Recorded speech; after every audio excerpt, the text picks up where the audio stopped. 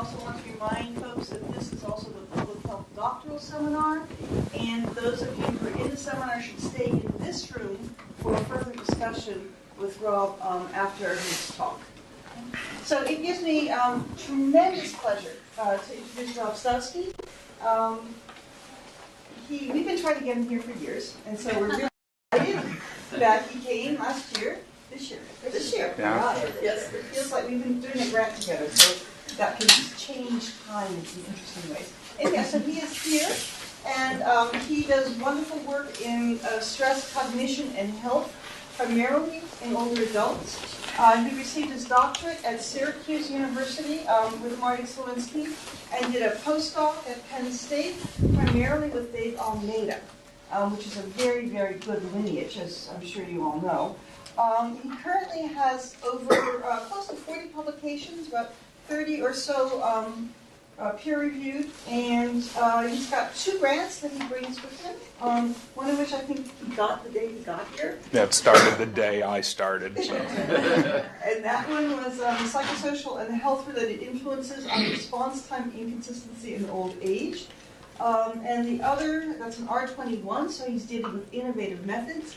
And the other, R03, is looking at life events, depression, and cognition in older age and inter-individual approach. And as you can all see, he's going to give a broad talk on biopsychosocial perspectives on stress, conceptual, and methodological considerations. So welcome, Rob. Thank you very much, Carolyn. Okay. Well, thank you very much for taking the time to come and attend. We'll be talking a little bit about, well, hopefully a lot of bit about biopsychosocial perspectives on stress, conceptual and methodological considerations. And it dawned on me on my walk over here that I'm going to try and kind of have 2 broader take-home points about the study of stress as it relates to health, and realized, some of these are kind of my musings and perspectives on the field and things that kind of get me bent out of shape. So I'm hoping this talk doesn't come across too much as a soapbox moment, but more of one of just, kind of real nitty-gritty conceptual and methodological issues in the study of stress that have come up and I think may actually help us move forward with more optimally designed studies and ways to conceptualize stress as it relates to health. So what is stress and why is it important? Unfortunately, stress as a term is kind of one of those, it's everything and nothing all at once. Everyone in here knows what stress is. Everyone in here are given a completely different definition of what stress is, even though we're all experiencing the exact same phenomena. So it's something that is existent and relevant in all of our lives. We see that it has major public health implications. I mean, popular press tells us so it must be true. Just like if it's on Wikipedia, it must be true. But, when we think about what stress is and we try to conceptualize it, many of us know what this looks like and feels like, literally and figuratively. I guess as we move to the digital age, the paper stacks may be coming down, but hard drive capacity is being usurped. Just in general, overload. And then this is, maybe it was because I was up too late last night working on the talk. This picture came across, and it was one of the greatest things I'd ever seen as it relates to stress. So, I took a look at this and said, okay, I understand how this is conveying stress, and maybe this becomes the new niche kind of public health crisis is the consumption of laptops. too much work. But, it's suffice to say, all of these pictures conjure up what stress is and what it reflects. And stress is important because it represents a modifiable risk factor that we know is related to mental, physical, and cognitive health. And the fact that it's modifiable means we can potentially aim to design intervention and prevention strategies. And I'm not going to talk about specific intervention or prevention strategies, but it at least bears on some of the importance, because if it can be a target for intervention, therein lies an opportunity for us to actually do something to promote and improve health. So a couple of the take-home points, this is what I'm hoping might come through in the talk, is that stress as a construct is really a process. It's more than just events that occur, whether it's an argument with a spouse, whether it's a more major life event like the illness of a family member or death of a close loved one. it's more than just appraisals of things that we experience, kind of psychological aspects of stress, and it's more than just biomarkers that we think reflect stress. It's really going to have to do with how these factors are related dynamically that influence health. And intensive repeated measure studies are valuable and critical for being able to capture these dynamic processes and articulate them as they relate to major health outcomes. Lastly, I'm going to try to hopefully impart my perspective on the use of kind of variables and what we measure in our studies, that the same variable can reflect different but complementary constructs or processes, and that study designs and variable selection must appropriately reflect theoretically driven process or processes and the temporal course over which they transpire. So when we design studies, we need to be taking into account and cognizant of the process and the time course over which processes transpire if we want to maximize our understanding and empirical basis for how biopsychosocial factors relate to health. So if we go to basic definitions of stress, we can go to kind of the classic engineering dictionary definition, which emerged out of engineering: the force exerted upon a body that tends to strain or deform its shape. Fortunately for us, most of the time we're talking about external influences, hopefully that aren't threatening our physical integrity, but this engineering definition actually does have relevance kind of from a biological health perspective, because we know repeated exposure to glucocorticoids, cortisol, hormones released in response to stress, over the time basically can turn your hippocampus and other parts of your brain into Swiss cheese. So even though, engineering definitions talked about force placed on materials, we talk about psychological forces, but it also transcends that into actual anatomical morphology. Then when we get into the human definition, and interestingly this comes from Bruce McEwen, a stress biology researcher, that stress refers to the pressure that life exerts on us and the way this pressure makes us feel.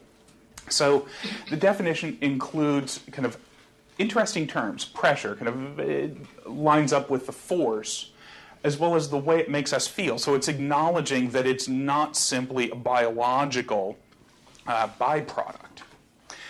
And then Selye talked about stress as the sum of all the wear and tear caused by any kind of vital reaction throughout the body at any one time. That's why it can act as a common denominator of all the biologic changes which go on in the body. It's kind of a speedometer of life. So we know that we're supposed to experience and exhibit reactions, whether it's cardiovascular, neuroendocrine, emotional, and otherwise, in response to events and situations that we find threatening, that evoke loss, that evoke challenge, kind of tax our resources. And that's adaptive in the short term. However, over the long term, repeated exposure and repeated hits to this system actually potentially lends to compromised health and disease susceptibility.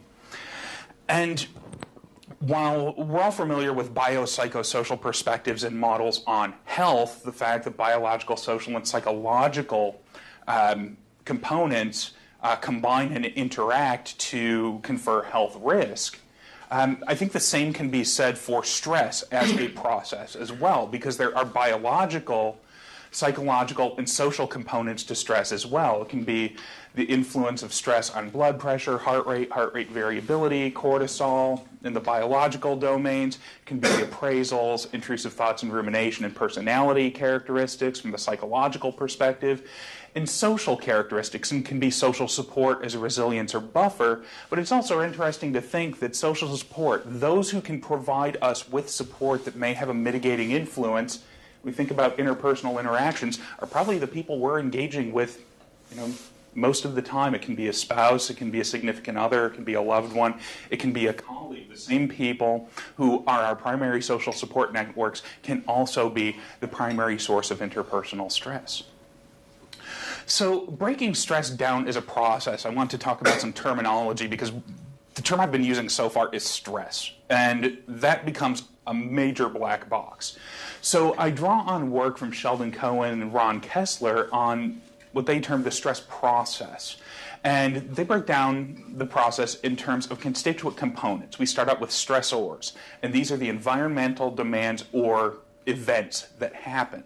And stressors elicit appraisals or perceptions of stress. These become the subjective evaluations of potentially the severity or other domains of appraisal of a stressor or an event. So to what extent does this threaten me? To what extent do I have the ability to accommodate this challenge?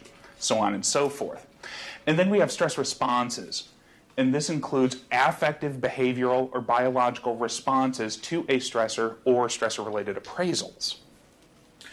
And it's important to note here that this all of a sudden starts to constitute a process and how we think about these things.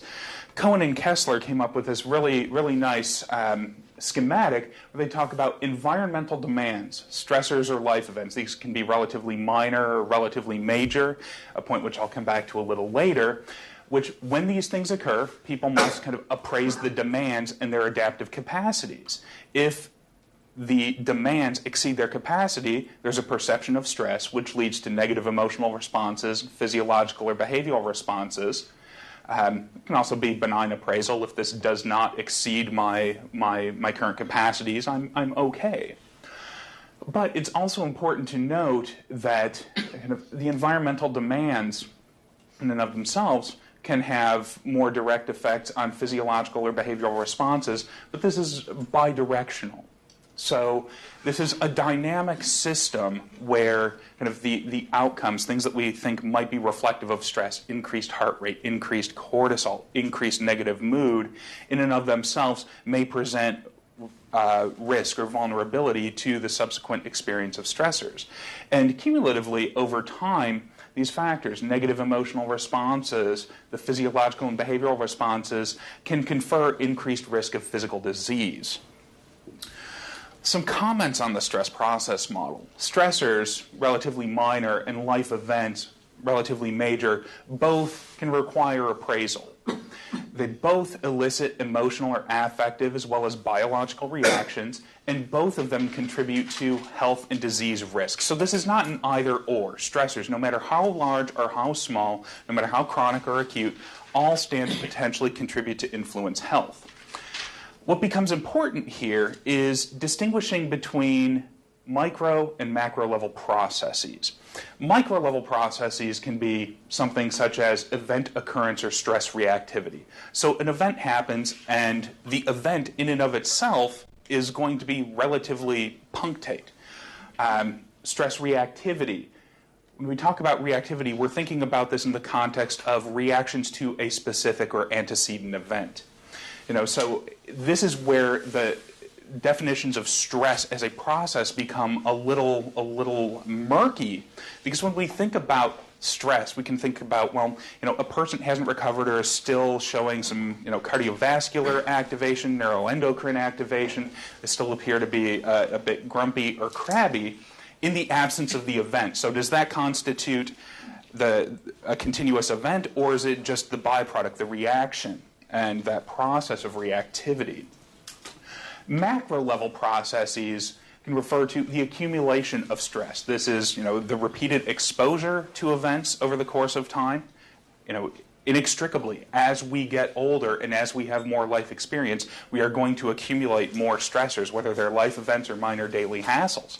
And the accumulation of event occurrence and repeated reactivity to these events are what potentially give way to health compromise and disease onset. And in order to articulate these sorts of linkages, we need more complex designs and interdisciplinary studies to understand synergistic micro and macro level relations. The reason micro and macro are both important. The macro, these are kind of the big picture things that we know are relevant for psychologists interested in health, for population health, for epidemiology, and also for trying to implement prevention and intervention strategies. The big picture things that place, exorbitant expenses on economic resources, so on and so forth. It can be physical health, cardiovascular disease, heart attack, stroke, cancer, mental health, GAD, major depressive disorder, as well as cognitive outcomes, relatively normal, as well as pathological cognitive aging, vascular dementia, and Alzheimer's disease. The micro, why does this become important? Well, we know that stressors are events, things that happen in daily life and life in general that have an impact on indices of health. And stressors may in and of themselves be predictive of mental, physical, and cognitive health compromise. Reactivity, or if we were to just consider tonic levels, we know that differences in blood pressure, heart rate, negative emotions, positive emotions, and cortisol are all correlated with these health outcomes. But how does this, as a dynamic process, start to help inform the macro level outcomes? Well, to think about a stimulus-response relationship, a stressor occurs, your cortisol goes up, your heart rate goes up, your blood pressure goes up, you get really crabby, you're nowhere near as happy.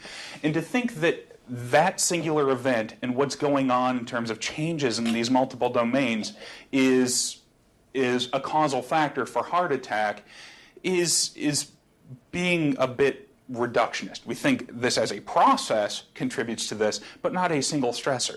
However, what happens over time? These repeated hits, the accumulation, what goes on, may give way to health-related compromise. Adapting from Almeida's daily stress process model, central here become stressors, stressor exposure and stressor reactivity. Once again, focusing on the micro-level process. We know that exposure to stressors and reactivity to stressors is influenced by genetic factors. It's influenced by a host of socio-demographic and psychosocial factors, including personality traits, control, social support, chronic stress. But importantly, what it does is it gives way for a way to think about how stressors that occur, reactions to them, whether we're talking about emotional, physiological, biological reactions, give way to subtle as well as subtle and proximal changes and influences on multiple neurobiological systems, whether we're talking about neuroendocrine function, cardiovascular function, and immune function.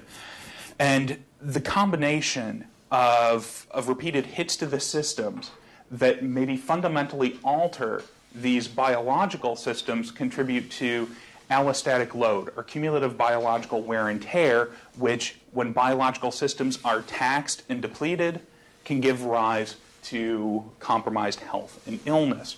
So we can see that transient changes in cortisol and blood pressure and heart rate and these sorts of factors in and of themselves may reflect a process, but those factors also contribute to how normative functioning across biological systems can potentially be impacted and compromised. Advances in stress research in terms of bridging the micro and the macro. Intensive repeated measures studies have become a hot thing in biopsychosocial research because of paradigms and designs such as ecological momentary assessment, experience sampling, and daily diaries allow us to assess people in terms of self-reported experiences of events they have, their mood, as well as innovations in being able to get assessments of blood pressure, cortisol, so on and so forth, allow us to look at people living in daily life and repeatedly assess them. We can expand these studies to what we call measurement burst studies. So if you think about having people complete a diary study, let's say we want people to report on their stressors, their mood, and get assessments of cardiovascular health and cortisol every day for 7 days. We can do this on an annual basis, and what that allows us to do is look at how what's going on over that 7-day snapshot of a person's life and how variables are related over shorter time frames give way to more gradual, durable, and involutional changes that might occur over time. So we have the intensive assessment repeated over longer temporal intervals. And this allows for examining how micro-level processes, such as stress reactivity, influence macro-level phenomena, global health and disease. So most everything what I'm going to present today empirically focuses on less extreme situations, daily stressors. These are challenges and frustrations of daily life. They can be disagreements with a child, with a spouse, with a partner, with a coworker. It can be malfunctions. You lose your keys and all of a sudden you start running late for the day. It can be time pressures. You have a grant deadline that's coming up and you're running out of time to get it done. Giving a talk every book while you could be writing. Right.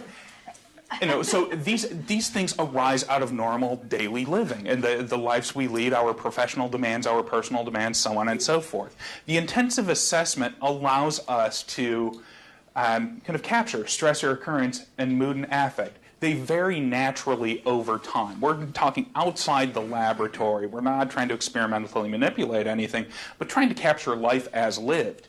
And the advantages become we're able to capture naturally occurring tangible events, assessing life as it's lived. Because traditionally, we could bring someone into a laboratory, make them stand up in front of a group of people, put a video camera and a microphone on them, make them give a public speech. That's typically what we do, much like standing right here, right now, with a bunch of ominous onlookers. No one's ominous, though, but it sacrifices ecological validity. It gives us a good sense of, controlled biological and emotional reactions, but not so much in terms of reactions to the stuff that happens in daily life that there are real-world contingencies for. We can capture more frequent exposure. Major life events don't happen all that frequently, but the minor hassles of daily life happen more frequently. We can track when they occur, how frequently they occur, and what happens to you kind of emotionally, cardiovascularly, and neuroendocrinologically as these things happen in real life. And these within-person associations, understanding how stressors occur, when they occur, and how mood, how blood pressure, heart rate, cortisol levels vary as a function of this, provide a window into a dynamic process of stress reactivity in daily life. It's a relatively gross temporal one, but it does at least do a better job of approximating this process. So in daily stress research, exposure is defined as the reported experience of a stressor. If we're doing whether it's ecological momentary assessments or survey assessments, we still have to rely on self-report. Emotional reactivity becomes the change in affect, positive or negative, associated with a stressor. So it's important to note that it's not the absolute level of affect, but the stressor-related change that becomes critical. And this is consistent with what John Cacioppo talked about back in the late 90s, that it's stressor-related changes in autonomic, neuroendocrine, and emotional factors that mediate the effects of stress on health, not just tonic levels.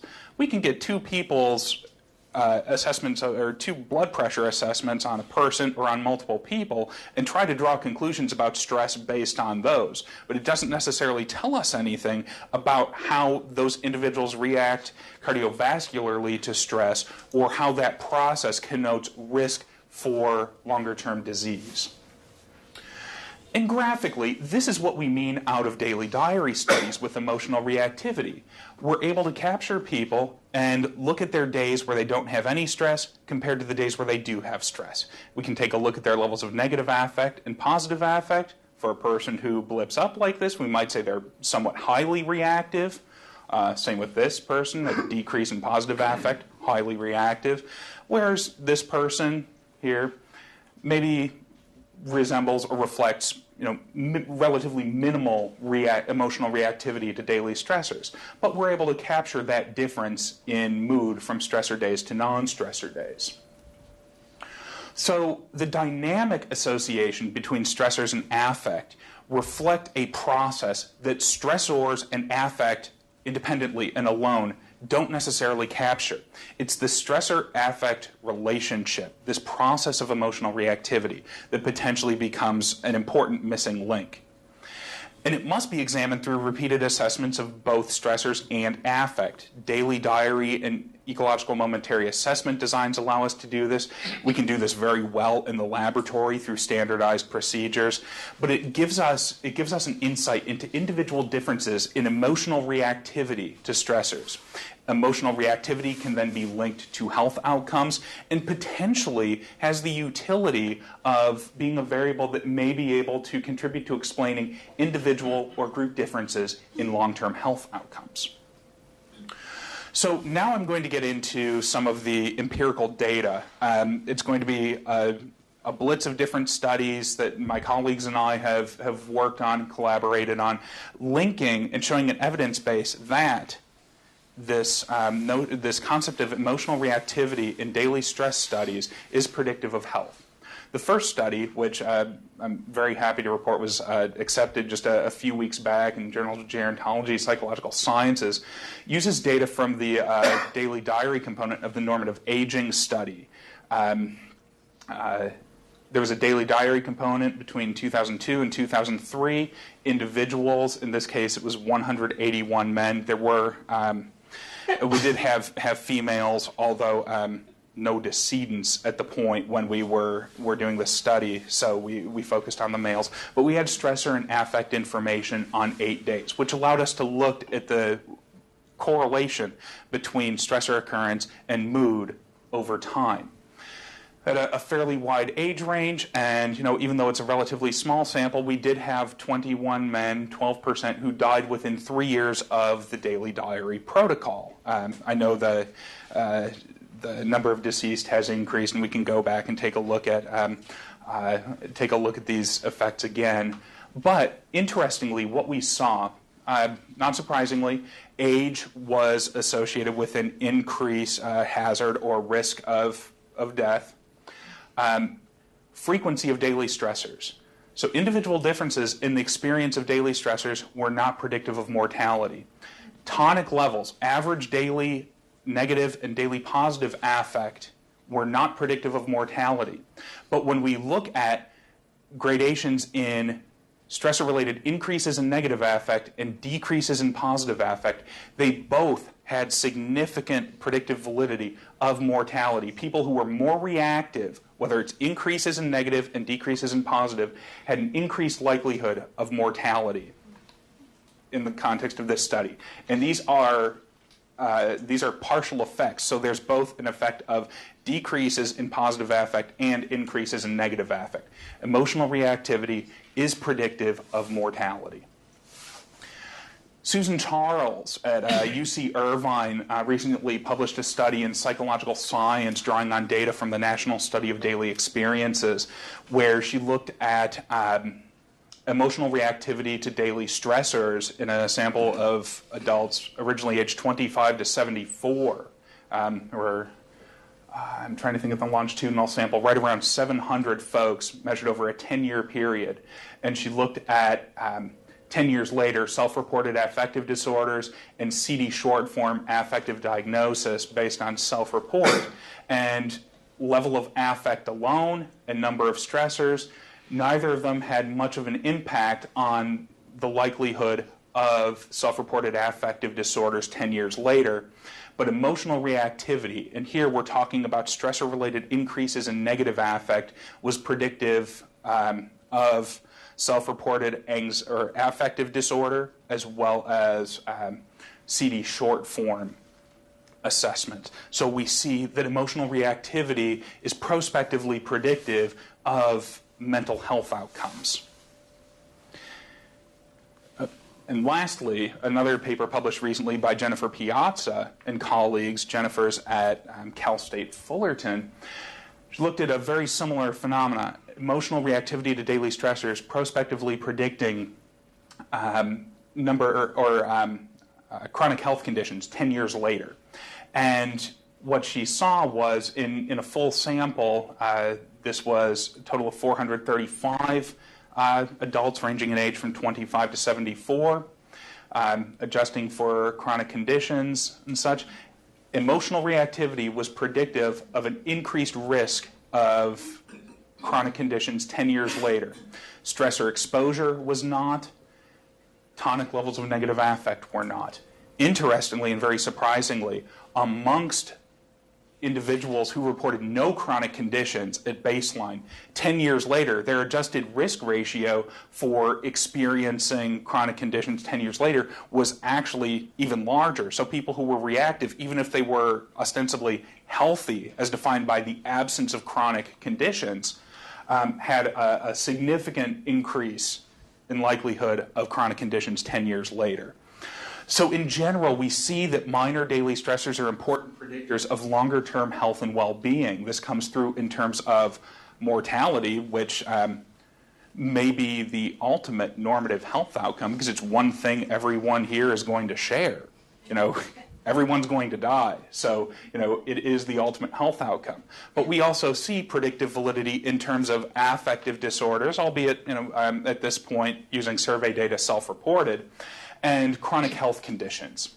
But it highlights that in terms of stress processes and health, stressors are important contextual factors, but how we react, at least emotionally, may be an important pathway to ill health, consistent with Cacioppo's reactivity hypothesis. And it also extols the virtue in designs capturing micro-level phenomena, such as stress reactivity, for understanding and being able to predict more macro-level outcomes. Okay. The second part of what I'm going to talk about today is more specifically focused on links between stress and cortisol. Cortisol is, it's a hormone and product of the hypothalamic pituitary adrenal axis. It's involved in energy mobilization, immune function, metabolism. The HPA axis is activated and cortisol is secreted in response to psychosocial stress. So it's become kind of synonymously identified as a stress hormone. It's very easily measurable in saliva, and it's a low-cost and easy-to-collect biomarker of HPA axis function, and it can be included very easily because of this in basic as well as population-based research studies. Kind of curious, does anybody in here work with cortisol as a variable? Okay, some people do. Cortisol is probably the most infuriating and difficult variable and biomarker I've ever tried to work with. Believe it or not, I used to be 7'2", no gray hair, no receding hairline, and rail thin. It all happened when I started trying to work with cortisol. But one of the things, too, is because it's become easily measurable, and we'd like to include kind of objective measures and biomarkers in research, there's been a proliferation of cortisol inclusion into research in multiple domains. And with a variable that is kind of very hard to harness and is influenced by everything from time of day to how much you slept to whether or not you smoked, drank, or consumed any food just before taking a sample, it kind of creates a headache. And there's so much you have to do to kind of systematically control and know what you're getting out of it. It becomes a headache. But we do know about cortisol, and it does have important health related implications for research. It is highly useful. Cortisol in and of itself follows a diurnal rhythm. We start out relatively high in the morning. There's a fairly rapid increase within the first 30 to 45 minutes of the day, called the cortisol awakening response. Then we see declining cortisol levels where they peak towards they go down and hit their nadir later in the day. And we call this the diurnal cortisol slope, and it's the decrease from waking or the peak. There's kind of a literature-based disagreement or difference of opinion in terms of where this slope is supposed to be modeled from. But regardless, having cortisol levels that decline throughout the day is adaptive. In the morning, we want something that jolts us and gives us some energy mobilization, helps us get out of bed and face the day. And if something's going to mobilize energy, we want it to be decreasing throughout the day so that we can kind of go to sleep, recover, and start the next day all over again. In a nice paper back in 2007, Greg Miller and Edith Chen tried to synthesize cortisol literature and identify what constitutes a healthy profile. And we see that relatively higher levels in the morning, relatively lower levels in the evening, and relatively robust awakening responses in diurnal cortisol slopes is maybe kind of phenotypic of healthy HPA axis function. Now, one of the problems here becomes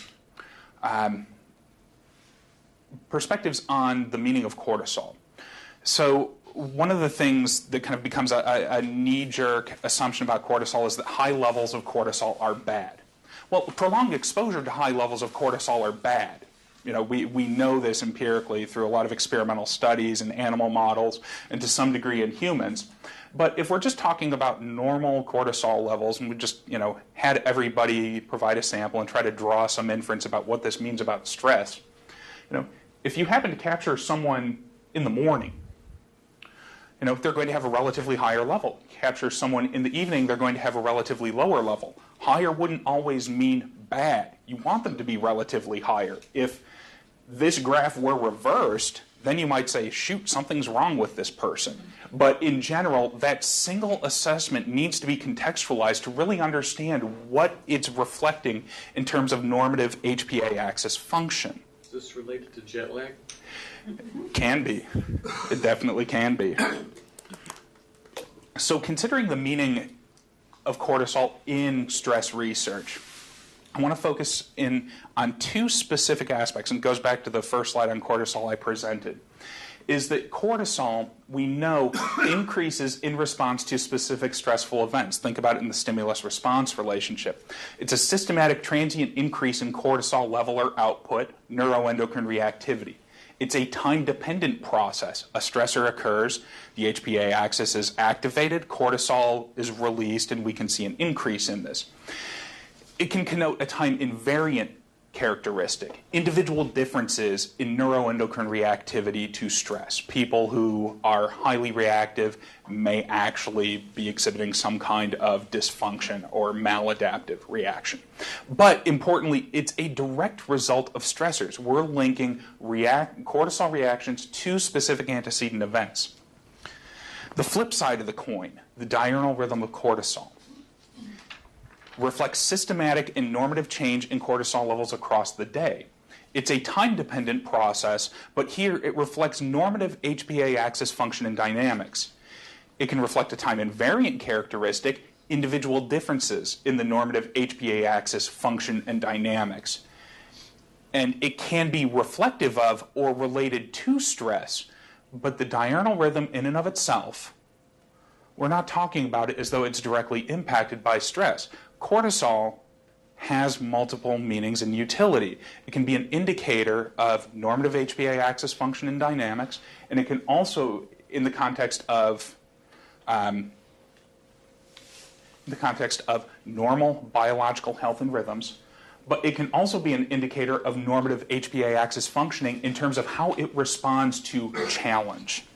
And it's important to distinguish those. These are not necessarily interchangeable perspectives on what cortisol reflects. So I want to breeze through two empirical studies. One focuses on neuroendocrine reactivity to daily stressors, so that direct stressor-cortisol link, and the other is focusing on individual differences in emotional reactivity to daily stressors, kind of the first three sets of results I plowed through, in how they are predictive of normative HPA axis dynamics. So the extent to which stress-related processes are predictive of cortisol, not as a stress hormone, but as an indicator of normative biological health.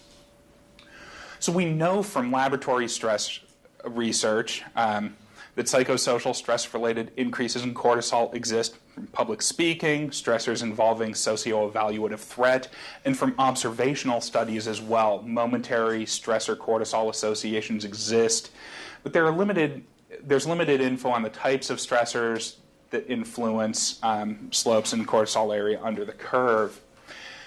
We also know from daily experience studies that daily experiences are related to cortisol associations, but most of the literature that we have on this comes from experiences that were affective or symptom ratings, not discrete events. And we know there's a well-established and robust literature that stressors that are experienced increase negative mood, increase the number of physical symptoms people report, and therefore disambiguating the effect of stressors from the emotional and kind of physical health-related consequences that they might impact becomes important for understanding whether or not stressors themselves have any sort of direct link.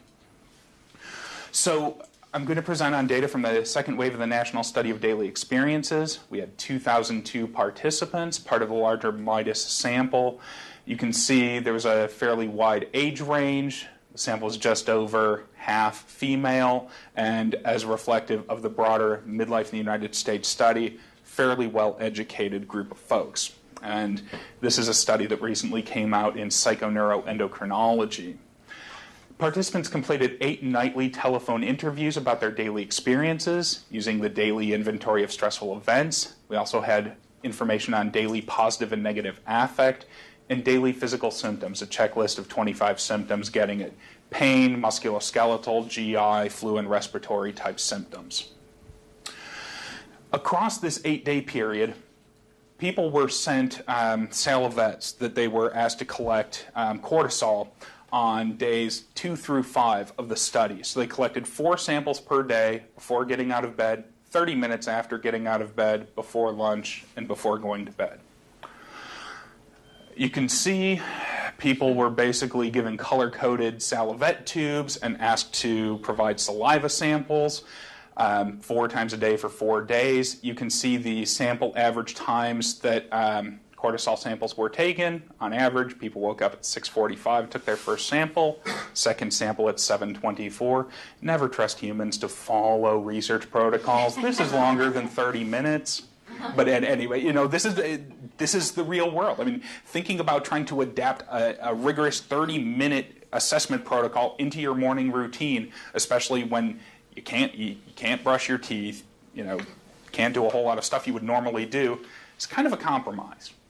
But anyway, a snapshot, we got rid of potentially invalid cortisol samples. We got rid of shift workers from the analyses because of things like jet lag and being, circadian and biological clocks being awry. Of our total sample of 2022, we had 1,694 people. We had 6,381 usable days worth of data and a total of 25,524 cortisol samples. So we had a lot of spit to work with. In general, I'll just go through some things. I'm going to focus on the within-person associations. That is, how cortisol levels vary day to day as a function of the experience of stressors. We see the cortisol levels were significantly higher upon waking and just before lunch, as well as the total area under the curve. And that is the total cortisol output across the day. And that's the index I want to focus on because it does a good job of characterizing the day. We don't see a lot of activity in terms of daily stressors predicting the cortisol awakening response or diurnal cortisol slope. Part of this has to do potentially with the temporal resolution.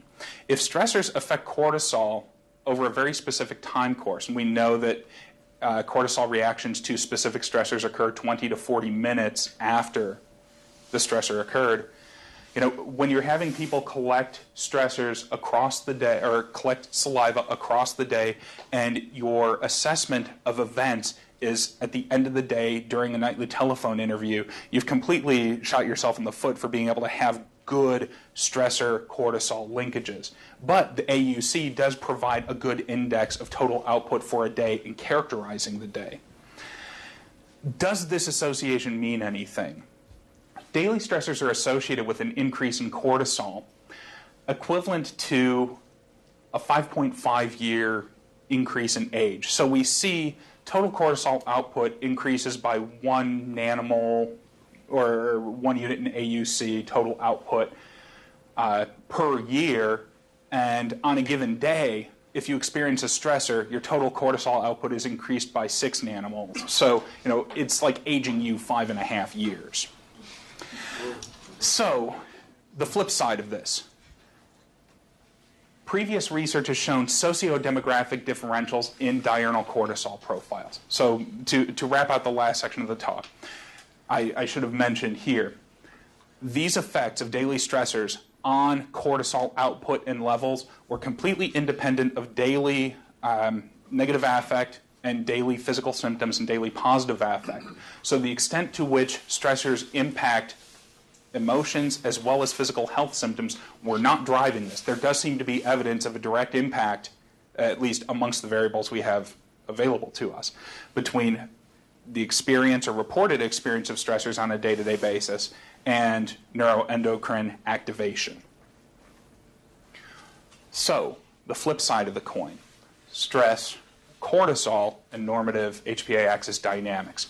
We know from previous research that socio-demographic differentials in diurnal cortisol profiles exist. Some really nice work from Arun Karlamangla, Sheldon Cohen, and colleagues on the Cardia study, as well as Meena Kumari has published some really nice work from the English longitudinal study of aging, as well as the Whitehall study in England, showing that age is also associated with less healthy profiles of diurnal cortisol. Flatter awakening response, flatter diurnal cortisol slopes. So once again, we're just talking about the normative HPA axis dynamics, not specific responses to stress. Sociodemographic characteristics, however, are thought to be markers of chronic and or cumulative exposure to stress. Part of the reason why they contribute to health disparities and such. However, there's been very little research that's directly examined micro-level stress processes related to more macro-level normative HPA axis function. Potentially a critically missing gap here. Using the exact same data as it did from for the previous study, this is all coming from the National Study of Daily Experiences. We looked at these indices of emotional reactivity, stressor-related increases in negative affect, stressor-related decreases in positive affect, individual differences in stressor exposure, tonic levels of positive and negative affect. For the awakening response, we see, very fortunately, the sample on average is exhibiting a cortisol awakening response, so the NSDE participants seem to be functioning fairly well, at least neuroendocrinologically. Stressor frequency, tonic levels of affect, and stress reactivity was not predictive of the cortisol awakening response at all. So nothing there. Now, there's a lot of NS here, but I do want to point out a couple of key things. Stressor frequency, not predictive of the diurnal cortisol slope. Tonic levels of positive and negative affect, not predictive of the diurnal cortisol slope. Stressor-related decreases in positive affect? No. Stressor-related increases in negative affect? Yes, but it's a nonlinear relationship. And what we see, and I apologize, the graph doesn't articulate this as well as it could, but I plotted the predicted values for the full cortisol rhythms. People, a standard deviation and a half a standard deviation, above and below the mean for reactivity. We end up seeing this really interesting thing. The people who exhibit the lowest levels of emotional reactivity and the highest level of emotional reactivity are the ones that have the flattest rhythms. So we see that naturally occurring daily stressors are linked to salivary cortisol. It's significantly higher on stressor days. 30 minutes post-waking, before lunch, total cortisol output. The time-varying links are independent of negative affect and physical symptoms, as well as potential sociodemographic confounds. So we do see evidence of cortisol being an indicator of normative HPA axis function in terms of we would expect the HPA axis to be impacted and respond to daily stressors. Study 2. Individual differences in emotional reactivity to daily stressors are predictive of normative HPA axis function, but this was specific to stressor-related increases in negative affect, not decreases in positive affect, and it was a nonlinear association, the most and least reactive individuals. And this goes back to the notion that emotional reactions are actually adaptive. It's healthy to experience an upheaval in emotion in response to something potentially threatening, challenging, or how we might otherwise consider stressful. If you are too reactive, you're spiraling out of control emotionally, and if you are exhibiting a lack of reactivity, psychopathy potentially, it borders on those sorts of issues. Too much or too little may present or reflect risk. Increased cortisol response to stressful experiences reflects normative and adaptive function. A robust cortisol awakening response and diurnal slope are reflective of normative and healthy HPA axis function. So the same variable, a process in two different lights, can both confer information about health. Direct stressor-related modification of cortisol levels and modification of normative cortisol dynamics as a byproduct of stress-related processes, such as emotional reactivity, while complementary, should not necessarily be assumed to reflect the same process or phenomena. Stress is a complex biopsychosocial construct, a dynamic process involving discrete events and reactivity related to major mental and physical health outcomes. It's actually an ideal target for prevention and intervention efforts, and Peggy Thoit at Indiana University has talked about this. It can be intervened at many levels across multiple domains. Intervention and prevention efforts could be guided by the biopsychosocial model. And actually some colleagues I work with in Gothenburg, Sweden, at their Institute for Stress Medicine have started this. It's an integrated model where primary care physicians, clinical psychologists and psychiatrists, experts in nutrition and diet, and exercise physiotherapists are combining interventions in order to mitigate the effects of stress as it pertains to burnout and chronic fatigue syndrome. And we also see some nice results from mindfulness-based stress reductions having good efficacy. Finally, we often think of variables as having specific meaning and utility, but complex study designs and variability in our measures challenge this. So cortisol reflects HPA axis reactions to discrete stressors and normative HPA axis function. The meaning of the variables and their interrelations may depend on how we ask the questions in the study design. So if we're interested in understanding negative affect, we could try to explain my mood yesterday versus today. Why was I in such a good mood yesterday and a bad mood today, or vice versa? We could also consider, even though Karen's not here, and she was my example, why am I a more dour person than Karen? And we wouldn't necessarily expect the reason why my mood varies from day to day to be the same reason why my mood differs in general from Karen's. So we want to make sure that we're not misattributing the mechanisms and explanatory mechanisms. The relationship between blood pressure and exercise. What is it? So I'm throwing this out. What's the relationship between blood pressure and exercise? Is it positive or negative? Both. Exactly. It's both, because when you think about it, blood pressure among people who exercise relative to those who don't, you would expect people who exercise are going to have better cardiovascular profiles. But when a person exercises, blood pressure goes up. So the static assessment of blood pressure at any given point in time becomes a fairly difficult thing to interpret. It needs to be contextualized. So the final thought: as the study of health progressively moves toward the study of dynamic phenomena and processes, our selection of variables, our operational definition of constructs, and the temporal designs of studies are of paramount importance.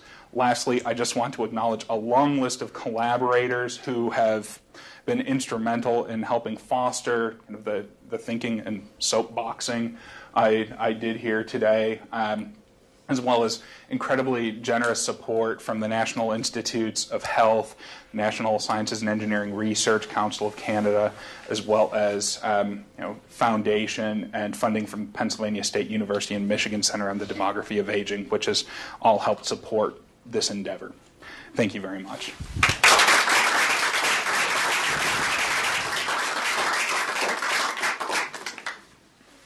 So we have time for maybe 2 questions. Bridget. Hi, Rob. I have a question on, just because I'm curious, about how I know some of the measures for positive and negative affect were self-report, but what sorts of behaviors were you looking for? And it was in a stressful situation, or a stressor, right? In a lab? Or no, this was actually all done via survey research. So people were interviewed on a nightly basis in most of these studies, and they were asked. There were separate inventories for kind of events that were experienced, and then affect, kind of positive and negative affect items were asked separately, actually before the stressful event stuff. So the emotions weren't tied to the specific events experienced. We kind of established that link based on their time-varying association. I mean, part of it was we didn't want the affect to be influenced by the report of stressors. Yeah. So, in full disclosure, my own perspective on this as it relates to the use of the term reactivity, I kind of have a very strict definition in my mind of what reactivity is. And reactivity is a response to a particular event. We cannot track that out here. we are maybe a step closer to using intensive repeated measures designs to get at these sorts of processes and doing a better job than just taking static information on stress and what we might consider stress mediators. But we don't really have a good harness on whether or not these within-person associations really map onto what we might or what individuals might experience under laboratory-controlled circumstances. So, are they correlated at all? Actually, there's not a ton of research on this, but emotional reactions to stress, kind of in the wild and in the lab, yes, we do see some concordance. When we get to kind of neuroendocrine reactions, that's where we don't see a lot of concordance. Shannon? Hi, just building on, or I guess following up on the idea that a stressful day ages you 5 years, but it's 5 years on that day. Could you talk a little bit about recovery, like if a person takes it easy the next day, or? Yeah, see, honestly. Go ahead. I was thinking about Almeida's current research with the adult daycare. Anyways, maybe that gets up recovery. Yeah, one of the things I think. The disambiguation of reactivity and recovery is kind of the next important step in this kind of process-oriented stress research.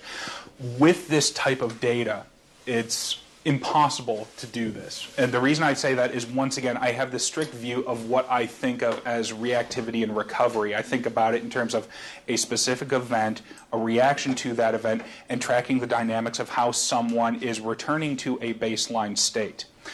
In these sort of within-person association models from daily diary studies, we don't know whether or not what we're capturing out of here is reflective of reactivity. Someone has already started recovering, and we're capturing some kind of residual of the effect. I know we try to get at that through lag models, like yesterday's stressors predicting today's affect, which, while does give a time structure to this, actually I see as potentially, while informative from a causal inference perspective, if we're uncertain about whether or not the concurrent association, kind of the same day stress emotion association, is reflective of reactivity, recovery, or who knows what, failure to cope effectively, an unresolved stressor, so it's maintaining prolonged reactivity. That abstraction of what yesterday's stressor is still having an influence in terms of trying to separate out reactivity and recovery becomes a little bit problematic. I'm not exactly sure if it gets at that. I think this is a fantastically complex issue, and I think it speaks to needing to move to alternative designs that may allow us to get at reactivity and recovery processes. Because I think, and we see this out of a lot of the affective neuroscience literature in terms of ERP activation in response to emotionally evocative stimuli. Richie Davidson at the University of Wisconsin has published on this, that it's not so much the neural reactions to emotionally evocative pictures, it's the rate at which there's kind of neural recovery in terms of kind of spikes in different electrical event-related potentials in the brain. So I think we're starting to see, and we see this in some of the new cardiovascular health and behavioral medicine literature, that in terms of cardiovascular reactivity and kind of laboratory-based paradigms, that recovery from challenge is maybe becoming a bit more predictive and potentially even more prognostic than just mere reactivity. Well, it's how you regulate that. Sorry, you knew I was going to say this. Yeah. Yes. But it's about the regulation of your activity. And then where's the sweet spot of malleability here? I mean, temperament has, in young kids, has a lot to do with that, and that seems to be more of a stable start, a trait, state-like thing. But, you're talking about, coping and how regulation of the reactivity. You can have really highly reactive people, but if they can regulate effectively, then You don't see some of those. So that's where I was, I think that's where it's really interesting stuff. Yeah, no, and I think my original view on kind of stress as a process of reactivity and recovery was those two components together actually provide an index of some kind of self-regulation. I'm not sure that's where I still kind of see this going, or that's my worldview on this, but I do see this intimately related to, or as a self-regulatory process that we don't necessarily fully understand kind of the psychological and other related influences on this as a process. Yeah, I believe you had a question. Well, they basically answered the question I had, but I'm wondering, has anybody come up with a way to calibrate self-reported results, either within the single person or among other people? There have been attempts, but actually the intensive repeated measures within subjects design has been one approach to that, because then the comparison becomes you compared to yourself on a different day. So even if there's not good standardization across people, we can still use you as your own baseline. But our criteria vary as we study. So yes. Has anybody found that? I know it's a core issue that's being studied in terms of self-report data science, but in terms of a fix for it, unfortunately, no, it has not happened just yet. Okay. Thank you so much, everyone, for coming. Thank you.